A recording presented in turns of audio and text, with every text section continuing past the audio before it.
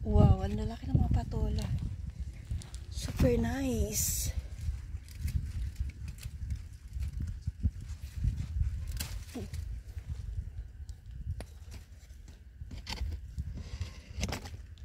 Sarap to sa sinabaw.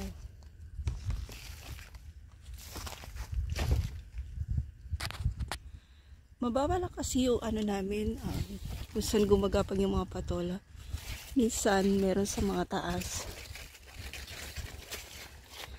Di ba lahat green, kaya minsan di mo siya makita. Tapos ang dami pa rin niyang bulaklak.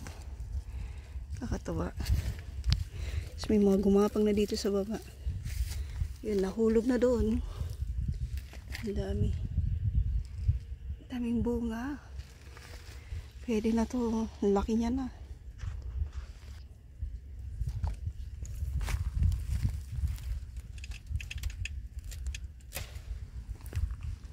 Diba? Isang ulaman na yan.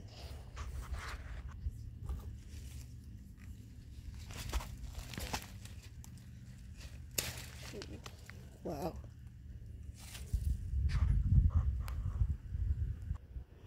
Pwede na rin to.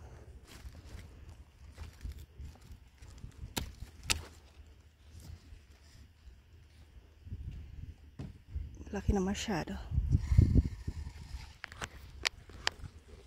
Diba? At meron din dito sa labas ng bakod. Actually, yun ang labas. Ito yung loob. Ito yung labas. Pero ibig sabihin, lumabas na ba siya ng ano, pumasok sa bakod. Diba? Ito, pwede na to. Ito yung pinaloob ng taniman. Yun ang labas kung saan nakatanim itong mga to. Ang palaya patola, pero lumabas na sa bakod. Hindi, pumasok pala sa bakod. Ito, pwede na to. Tapos ito dito rin. Diba? Yun, hindi pa masyado. Ito rin.